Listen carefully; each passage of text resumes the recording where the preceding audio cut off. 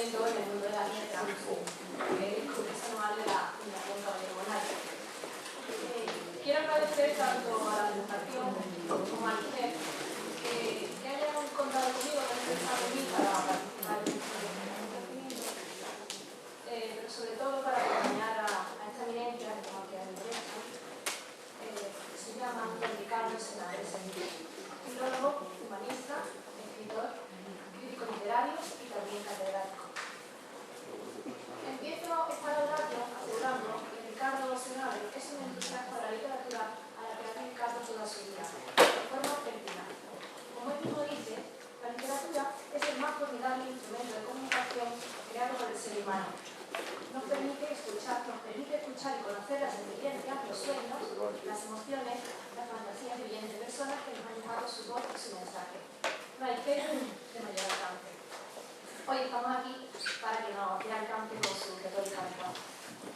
Nacido en Alcoy, Alicante, en 1937, Ricardo Senabre ha sido profesor universitario 48 años y un día. De ellos, 38 como catedrático. Primero de lengua española y luego de teoría de la literatura y literatura comparada. Senabre se había licenciado en Filología Románica en 1960 y obtuvo el grado de doctor en el 63 en la Universidad de Salamanca con una tesis sobre lengua y estilo de Ortega y Gasset, con premio extraordinario. Creó y organizó el Colegio Universitario de Cáceres, luego transformado en la Universidad de Extremadura, de la que también fue decano. Su trabajo fue reconocido por la encomienda de Alfonso X Sabio y la medalla de Extremadura. Ha impartido numerosas conferencias, cursos y seminarios en universidades de todo el mundo. Ha dirigido 45 tesis doctorales y más de un centenar de memorias de licenciatura, y es autor de más de 250 trabajos de investigación, aparecidos en revistas especializadas de España, Alemania, Estados Unidos, Holanda, etc., sobre cuestiones de lengua literaria y literaria, desde el auto de los Reyes Magos o Porto Enrique hasta las últimas tendencias de la lingüística. De su extensa bibliografía podemos destacar Lengua y estilo de Ortega y Gasset, la poesía de Rafael Berti, Gracián Científico, Antonio Machado de Contramón Jiménez, desde el siglo XX, el retrato literario, estudios sobre Fermín de León, capítulos de historia de la lengua literaria, claves de la poesía contemporánea de Becker Aguines, metáfora y novena, y 5 estudios carmelistas. Ha sido responsable de las obras completas de Lomero publicadas por la Fundación Castro, del proyecto de edición de las obras de Galdós que realizó con el Cabildo de Gran Canaria, y ha llevado a cabo la edición crítica de Márquez de Carvajal, de Valle Inclán, así como diversas ediciones anotadas de Zorrilla, de Luis de León, de Gasset, de Baroja, etc. Por el conjunto de su actividad, además de su trayectoria investigadora y docente, la Universidad Menéndez Pelayo le otorgó en 2004 la máxima distinción condecorada, la medalla de oro. Pocos años más tarde, en 2009, fue investido doctor honoris causa por la Universidad de Las Palmas, institución a la que estuvo vinculado desde su fundación como colegio universitario. Miembro de numerosos jurados de premios literarios, también de los consejos editoriales de diversas revistas tecnológicas, como Anales de la Literatura Española Contemporánea, Entendidas, Glosa, Ecos, etc. Además, pertenece al jurado del Premio Príncipe de Asturias de Comunicación y Humanidades. Senabre no titubea cuando dice que ha sido feliz dedicándose a la enseñanza y la investigación, dos actividades inseparables en su trabajo universitario. Recuerda que cuando se quiso leer textos clásicos para estudiarse latín, encontró una máxima de Séneca que le ha ayudado durante toda su vida. No vale la pena saber nada sin dejar de enseñarse la vida. En la actualidad, el maestro Senabre nos lega su saber como ensayista y crítico literario en el suplemento cultural del diario El Mundo, donde ha publicado cientos de reseñas que destacan por la claridad de su criterio, siempre independiente y combativo. Sus reseñas, como digo, son inclusivas y no dejan indiferente a nadie. Es más, en alguna ocasión lo ha dejado de la cabeza. Considera que si un escritor comete incorrecciones ortográficas o gramaticales, debería simplemente abandonar la profesión. Y quizás sea por la modestia de su crítica literaria, porque le ha salido un imitador en Twitter, que no ha ayudado ni suplantar su identidad y que se ha permitido azotar a autores como Matías Sensi, Rosa Montero o el mismo Murakami. Muchos de ellos se han contestado bastante enfadados. Pero no se confunda, es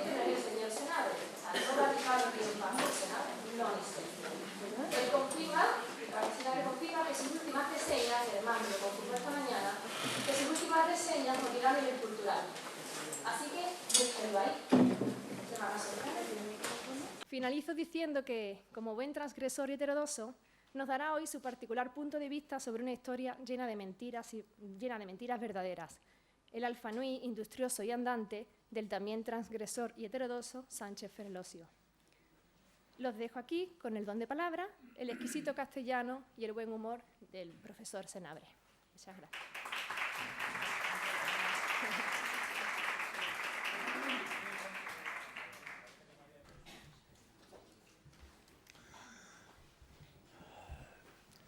Muchas gracias, antes de nada, por esas palabras tan amables, tan hiperbólicas, como corresponde a alguien que tiene que ver con la literatura y los artificios literarios.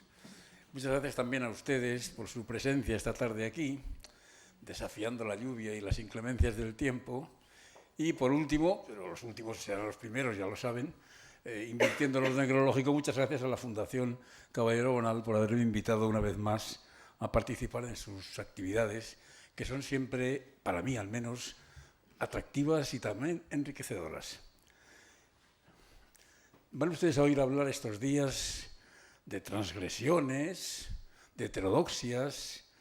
En la transgresión, en la heterodoxia, hay siempre una ruptura, una forma u otra de ruptura con una serie de prácticas, de ideas, de modos de pensar y actuar, de convenciones.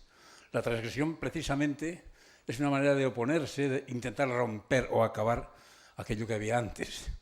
Y esto es algo que ocurre permanentemente en la historia literaria, de manera que no se puede hablar de un periodo u otro, sino que diríamos que es una constante que a veces echamos de menos que tenga mayor frecuencia durante siglos. O esta tarde, en estos minutos, para hablar de transgresiones, voy a fijarme en una obra, no en generalidades, sino en una obra concreta que es, como dice el título, la novela de Rafael Sánchez Ferlosio, Industrias y Andanzas de Alfanjuí. Les diré antes de nada, porque eso nos importará muchísimo dentro de unos minutos, que Alfanjuí está escrita en Madrid, empezada el 13 de diciembre de 1950. El colofón lleva como fecha el 20 de febrero de 1951. Entre esas dos fechas está escrita la novela.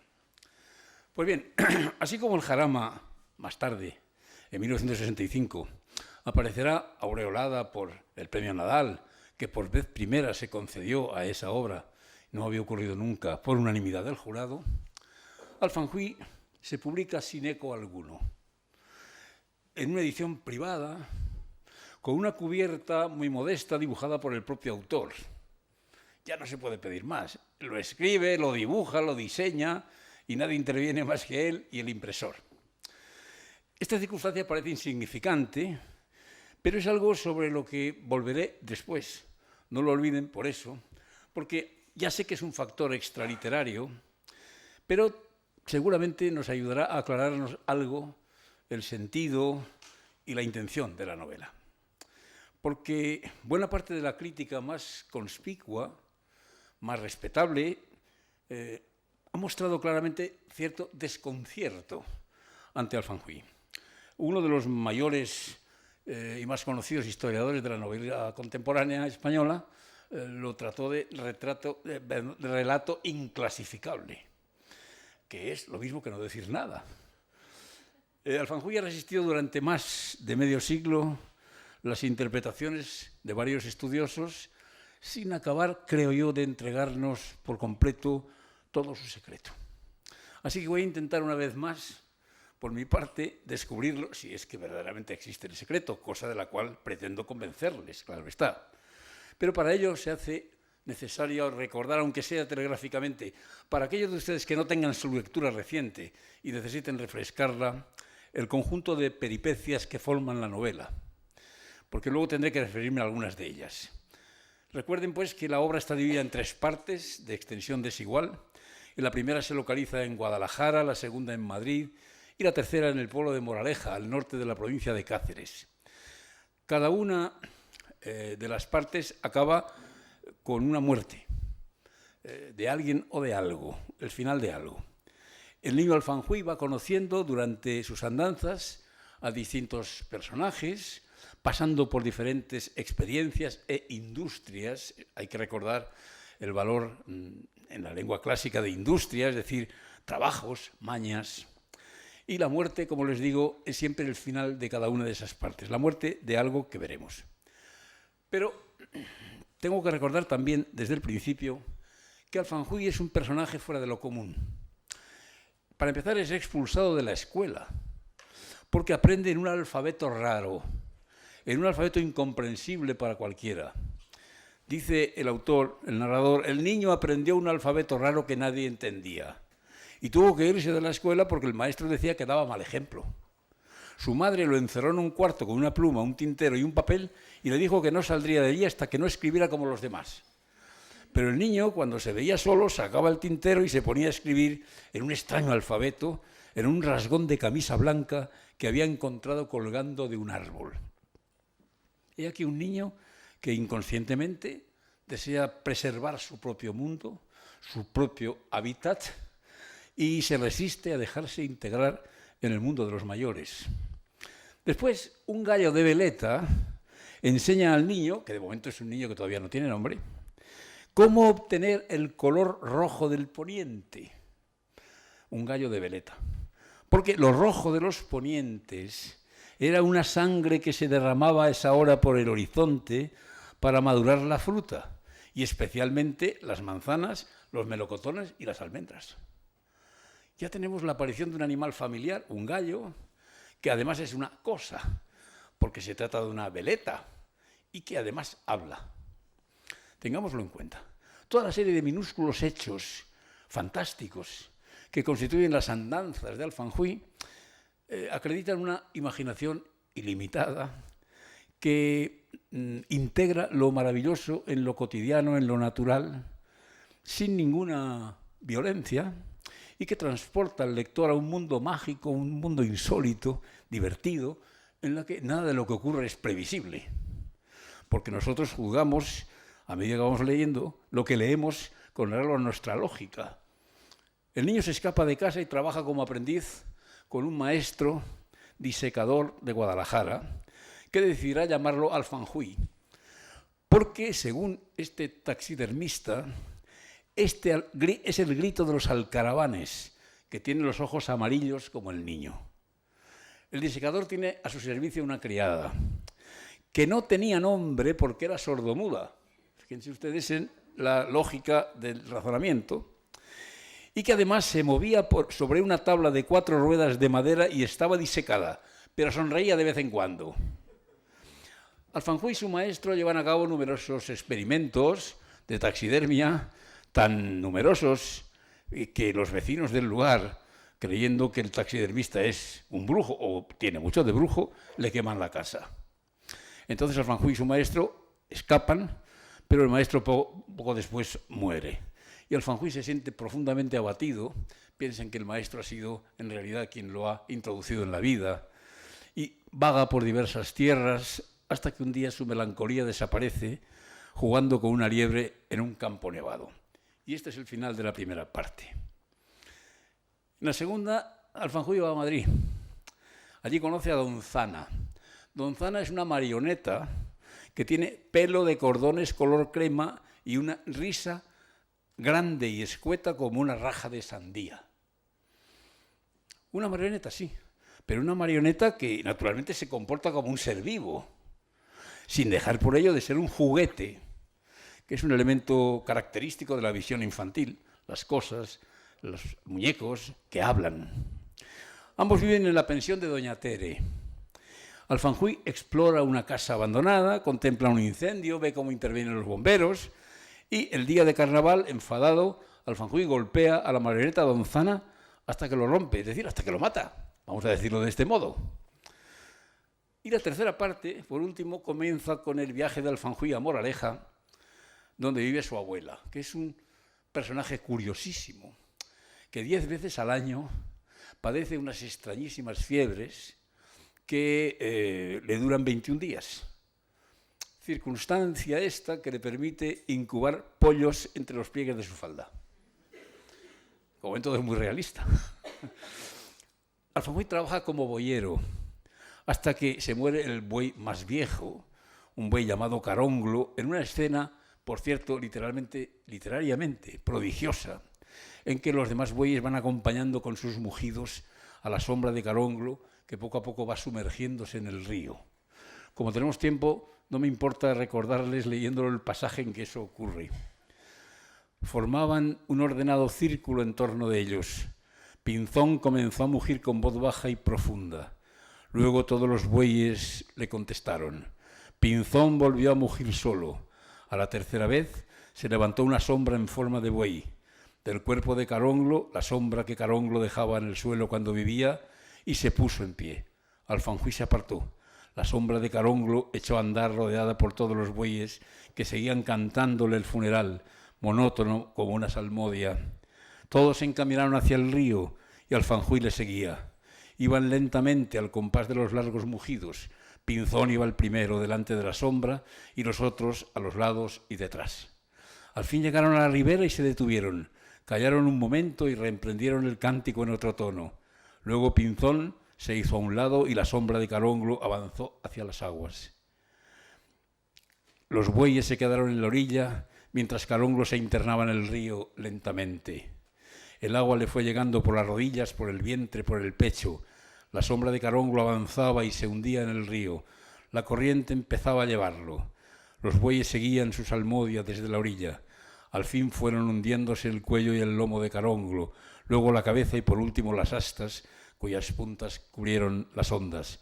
Los bueyes cantaron todavía un momento y dejaron sobre las aguas un largo y último mugido. Luego, pausadamente, volvieron grupas y subieron a Moraleja. Alfanjuy se marcha a Palencia. Allí trabaja un poco de tiempo como mancebo en una herboristería. Esto constituye un más que probable recuerdo del nuevo lazarillo de Cela. Y estando allí siente lejana la llamada de su maestro, el taxidermista, el disecador. Emprende la marcha sin un propósito determinado y de pronto encuentra un río, cruza la orilla y llega hasta el centro donde hay un islote poblado de alcaravanes. Y los alcaravanes lo rodean volando y pronunciando su nombre, Alfanjuy, Alfanjuy. Sale el sol y, son las últimas palabras de la novela, Alfanjuy vio sobre su cabeza pintarse el gran arco de colores. Pues bien, un relato así, que les he recordado esquemáticamente, no tiene precedente alguno en nuestra literatura. ¿Acaso uno de los pocos modelos anteriores que podrían citarse, y se ha hecho en varias ocasiones, sin duda está presente en la memoria de Ferlosio, es el libro de James Barrie, Peter Pan, que, como suele ocurrir con frecuencia, con demasiada frecuencia, en la llamada genéricamente literatura infantil, es mucho más que una narración apta para lectores de corta edad, mucho más. Es esa historia, y allí esa historia del niño que nunca deja de serlo, donde late el mito de la infancia como paraíso, el problema de la libertad humana. Es decir, que Peter Pan es una obra simbólica. Solo una lectura superficial y miope o una adaptación de la obra a la manera de Walt Disney pueden reducir a la categoría de relato infantil algo que es una profunda y sostenida alegoría. El equivalente entre nosotros, no equiparable sin embargo por su contenido, es el Alfanjuy de Sánchez Ferlosio. Podremos caer en la tentación de buscar en la historia un posible contenido simbólico, la historia de Alfanjuy, un contenido simbólico que, si existe, en todo caso es mucho menos evidente que en Peter Pan, pero lo que destaca por encima de todo es que posee una contextura fantástica y que se opone radicalmente, y eso es lo primero que quiero destacar, a la estética narrativa vigente en España durante esos años. La libertad inventiva de un autor y su capacidad para tratar con naturalidad y sin estridencias lo maravilloso y lo natural y lo lógico es algo difícil de encontrar, salvo en el caso de Ferlosio. Todo eso no se ve en la novela coetánea. La novela coetánea Es una novela de tipo realista, vamos a decirlo entre comillas, para entendernos. Es la novela un tanto monocorde de los Ignacio Agustí, José María Gironella, Zunzunegui, Pombo Angulo, Jiménez Arnau, esto es lo que está en la novela de esos años. Y otros que incluirían incluso los nombres de Cela y de Delibes en sus primeras novelas. Están dentro de esa categoría. Esto sitúa al Fanjul a contracorriente absolutamente de los usos literarios vigentes. Si no fuera más que esto, ya sería una virtud suficiente para conferirle un puesto especial en la narrativa de la época. Ya sería una transgresión de las corrientes de moda, de las convenciones aceptadas, de los usos de los lectores de esos años. Pero más importante aún que eso es la permanente adecuación del discurso de Alfanjuy a un punto de vista infantil. Voy a tener que hacer un breve excurso para intentar explicar esto, porque me parece un rasgo de importancia decisiva. ¿Qué puede entenderse por literatura infantil? Al menos en el ámbito del relato, novela. No, desde luego, una historia de niños o con niños. Esto no es suficiente para hablar de literatura infantil, aunque así lo crean la inmensa mayoría de los libros dedicados a las historias de la literatura infantil.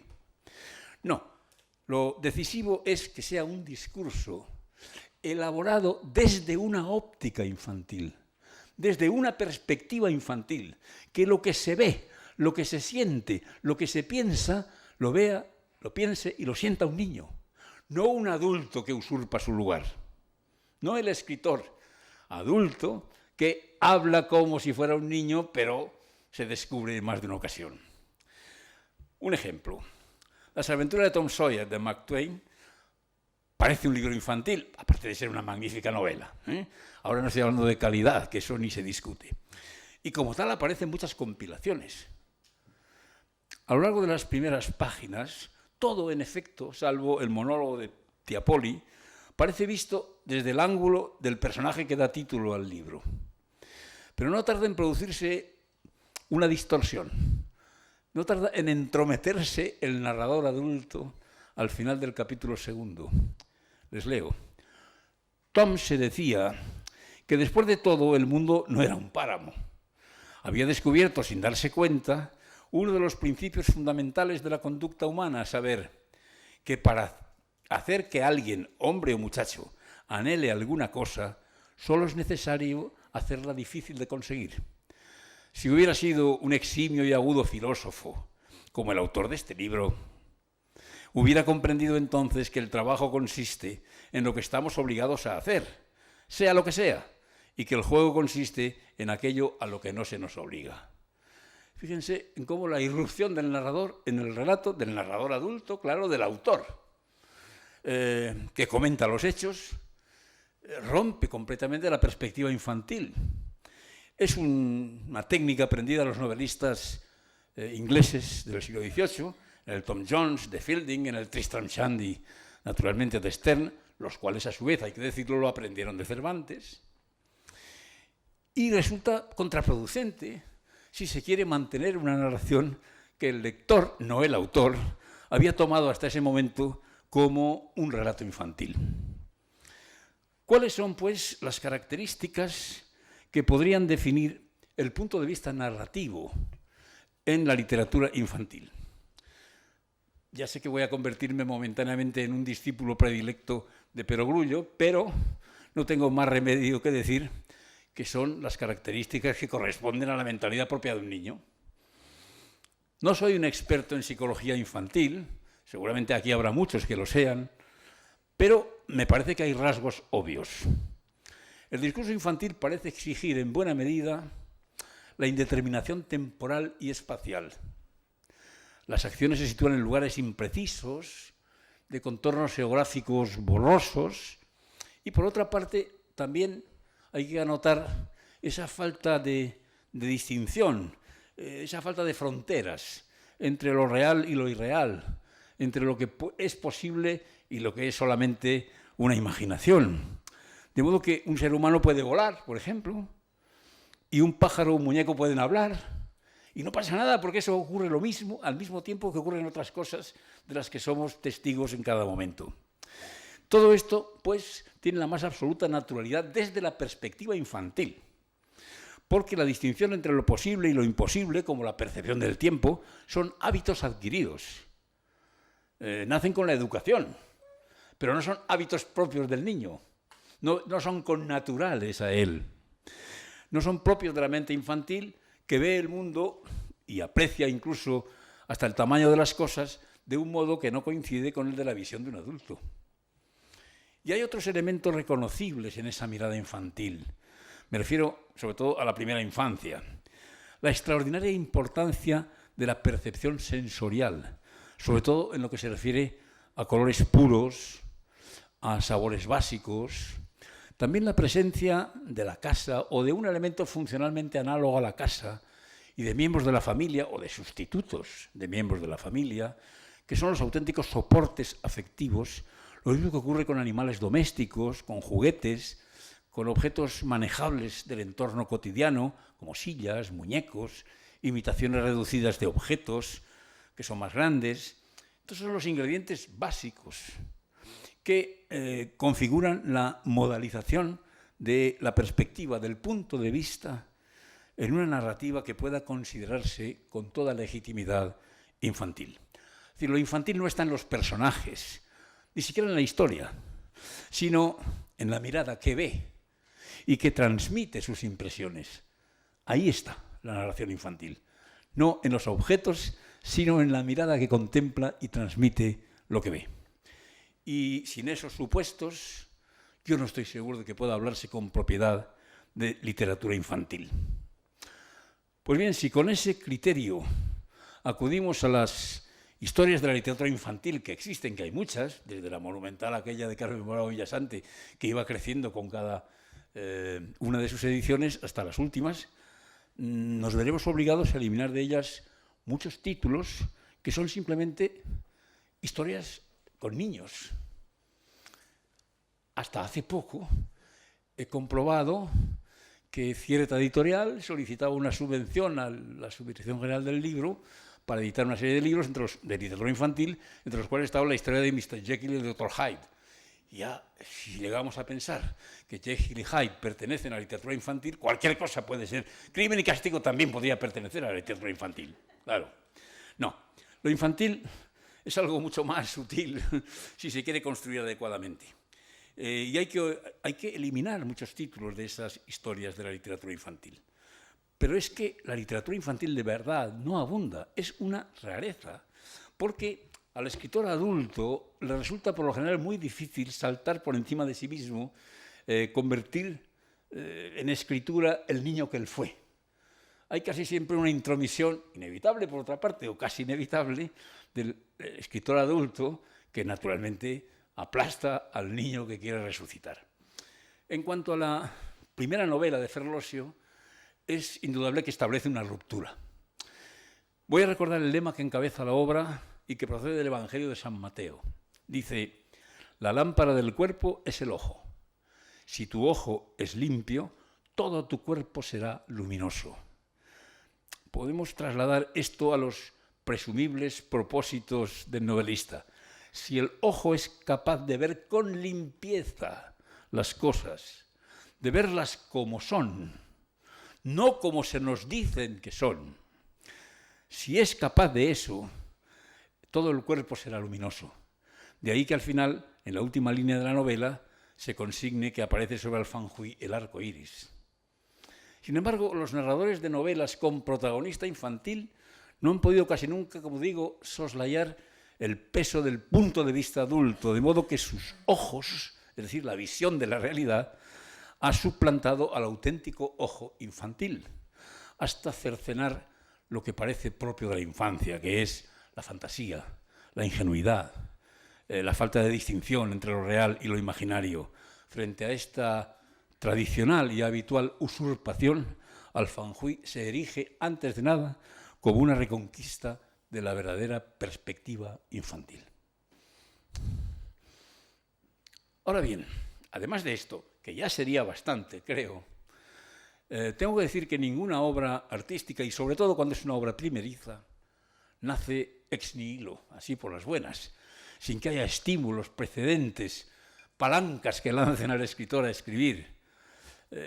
¿Qué modelos, qué estímulos puede haber en la concepción de una obra tan singular como esta del entonces jovencísimo Ferlosio?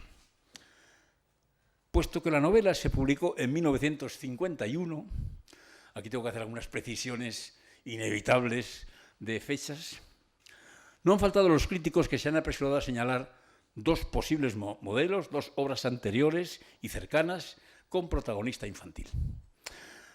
Las nuevas andanzas y desventuras de Lázaro de Tormes, de Camilo José Cela, que es de 1944, y El camino de Delibes, publicada en 1950. Es evidente que Ferlosio conocía sin duda ambas obras y que cualquiera de ellas podía haber sido un estímulo. Un estímulo no es un modelo. De Cela hay algún recuerdo diluido, como lo he dicho antes, ese pasaje en que Alfanjuy trabaja como mancebo en una herboristería, eso parece un recuerdo, no sé si deliberado, homenaje o sencillamente un despiste del libro de Cela. Pero lo que Cela ofrecía en el nuevo Lazarillo era un modelo libresco, con un esquema calcado sobre el del Lazarillo de Tormes clásico y sobre el Lazarillo español de Ciro Bayo. En rigor, la novela de Cela lo que daba más bien era un desfile de tipos chocantes, extravagantes, esperpénticos y fuertemente caricaturizados. La deformación grotesca ocupa el lugar de la fantasía en la obra de Cela. Al atenerse solo a precedentes realistas, Cela reconocía de modo implícito que había que renunciar a la creación libre, que era en cambio el propósito de Ferlosio, la creación libre. En cuanto al camino, el camino se publica en 1950 y no olvidemos que Ferlosio indica la fecha en que concluye el manuscrito del Alfanjuy, 13 de diciembre de 1950. Se tiene la impresión de que Ferlosio ha operado por reacción al libro de Delibes, frente al escenario único del camino, los diferentes lugares donde se desarrollan las aventuras y andanzas de Alfanjuy, frente a la minuciosa caracterización de personajes con nombres, apodos, que aparece cada vez que comparece un personaje en el camino, esa serie de personajes de la novela de Ferlosio, de los que no conocemos ni el nombre. Para empezar, no sabemos el nombre del protagonista, lo llama Alfanjuy, el maestro taxidermista, pero no sabemos si se llamaba así. No sabemos cómo se llaman los personajes más importantes, su madre, el maestro, la abuela. Sí, en cambio, sabemos el nombre de 12 bueyes, o el de una marioneta, que se llama Donzana, o el de una mujer que hay pintada en un muro de una casa, como si estuviera asomada a un balcón, a una ventana, la señorita Flora. Curioso. Parece, de efecto, una actitud de oposición ante una estética, ante una determinada concepción del arte narrativo y de lo que debe ser el modelo de la infancia transformado en materia novelesca. Pero además hay razones cronológicas que generalmente son las más importantes para desechar la hipótesis de una reacción contra el camino. Aunque publicada en 1951, el colofón de Alfanjuy lleva la fecha de 20 de febrero, Alfanjuy había terminado de escribirse en Madrid el 13 de diciembre de 1950. Y los primeros ejemplares del Camino aparecieron a finales de 1950.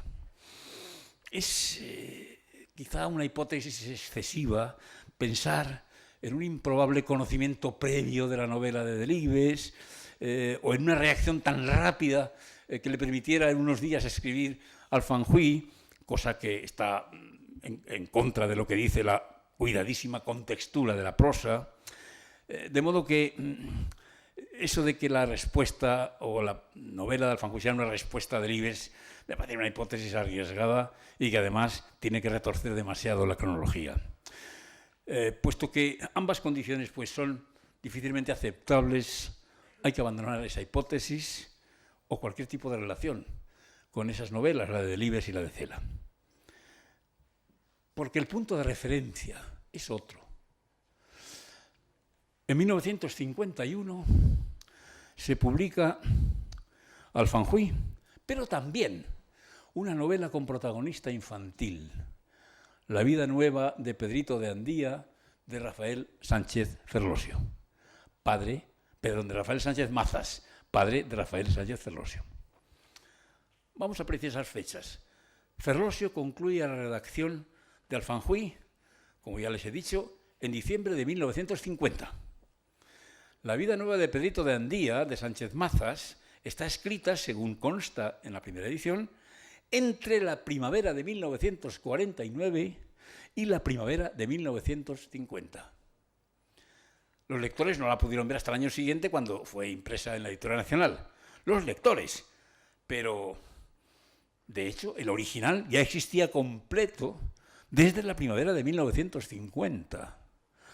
Es descabellado suponer que el hijo del autor tuvo acceso al original del relato, aún no impreso, pero existente ya, de su padre. No es verosímil que Sánchez Mazas dejara leer la obra a aquel muchacho de 21 años, ya aficionado a la literatura y buen lector. Por otra parte, La vida nueva de Pedrito de Andía es la segunda novela de Sánchez Mazas, pero en rigor es una ampliación notable de una reelaboración, habría que decir, de la primera, que había sido publicada en 1915, cuando Sánchez Mazas tenía 21 años, como su hijo ahora, y que se titulaba Pequeñas memorias de Tarín.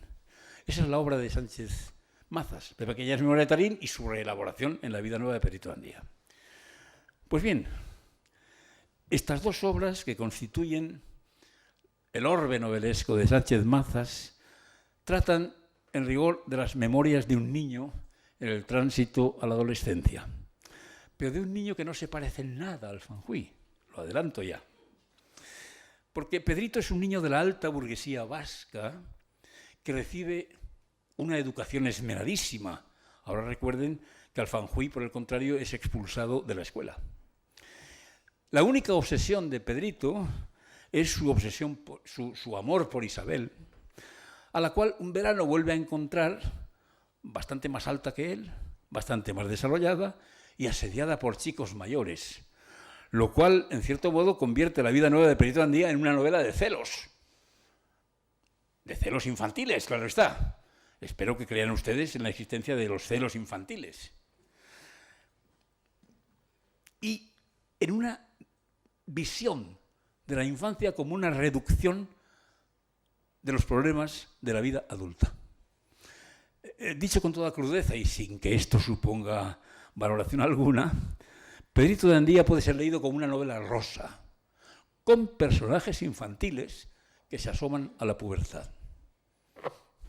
Muy probablemente esta concepción del niño como hombrecito y despojado de su mundo propio debió de parecerle inaceptable a Sánchez Ferlosio y se propuso escribir una novela en que la infancia fuese no una prefiguración de la vida adulta, sino un estado con entidad propia y suficiente por sí mismo.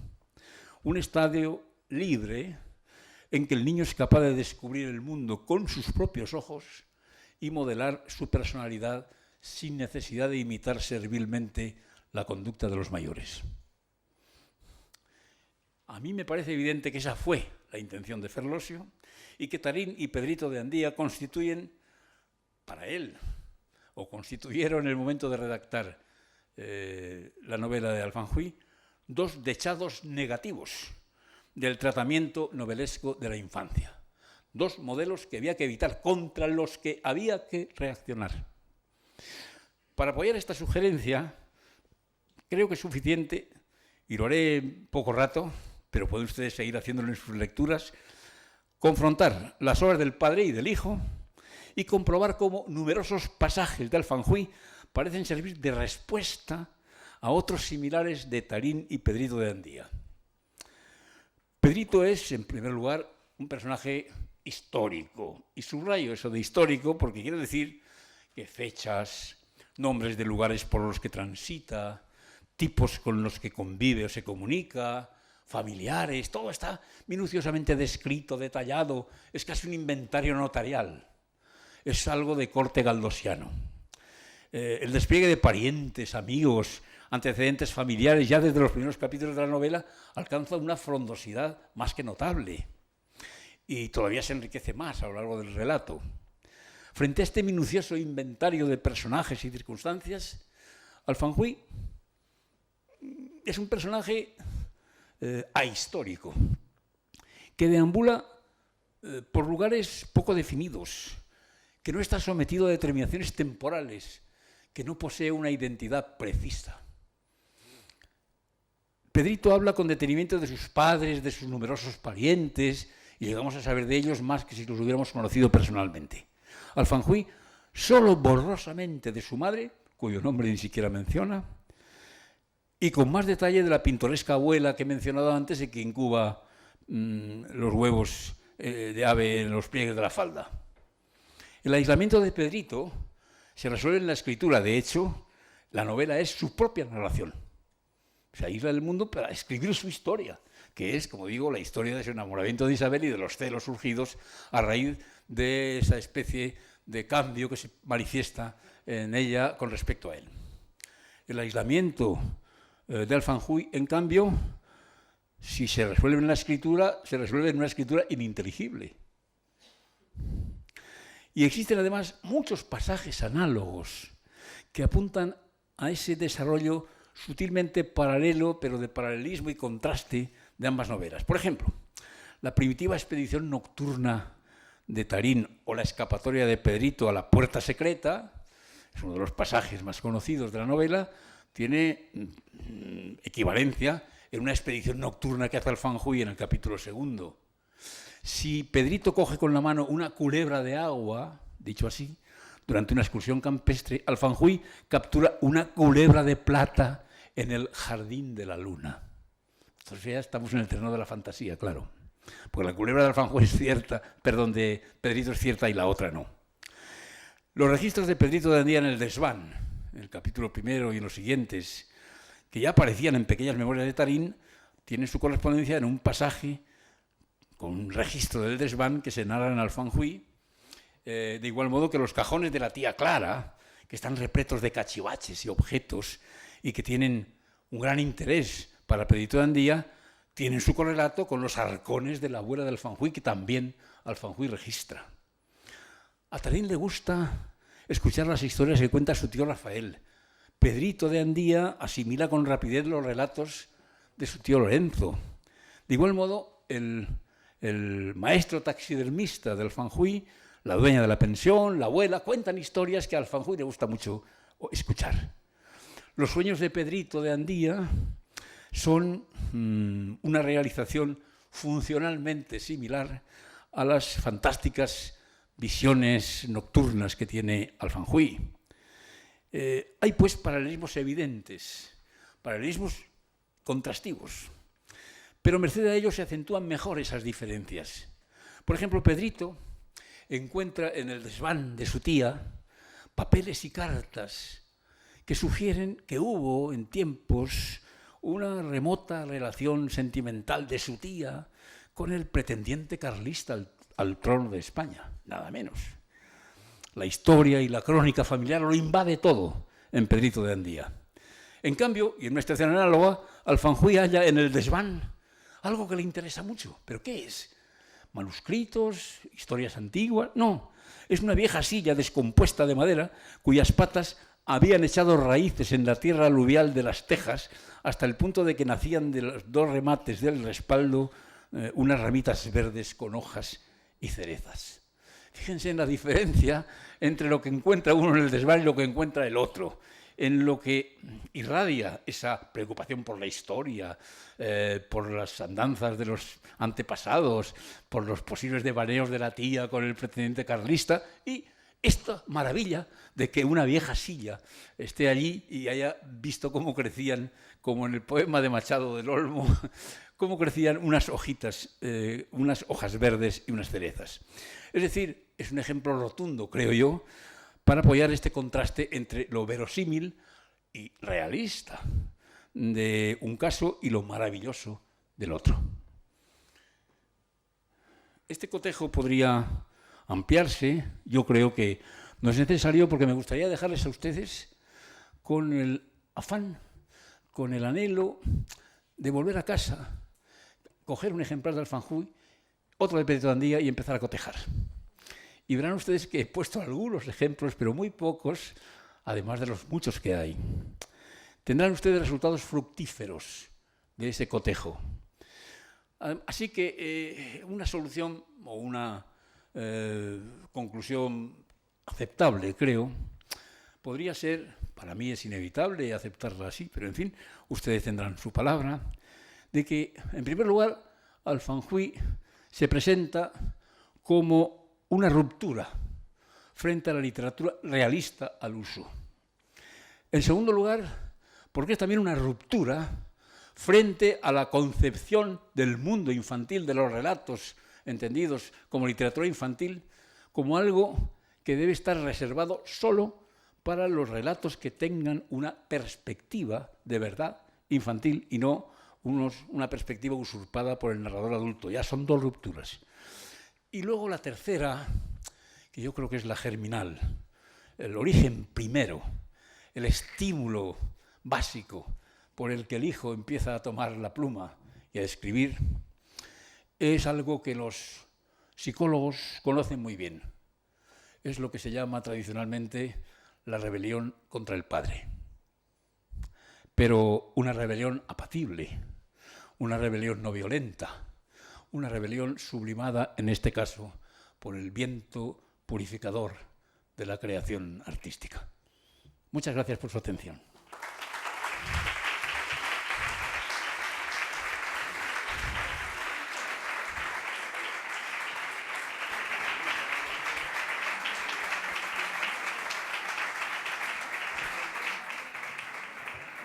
Muchísimas gracias, señor Senabre. Y bueno, si alguien quiere hacerle alguna pregunta al catedrático, pues adelante. Claro. Y si no, tenemos una mesa redonda a las 8 de la tarde con don Ricardo Senabre, Mayner y otros autores, y Ridao, o sea que... Pues ya las harán las preguntas después. Pues entonces... Es que ahora no necesitan después. respuestas, las tienen todas ya. ¿Nos ha quedado claro entonces? Pues nos vemos en un ratito. Gracias.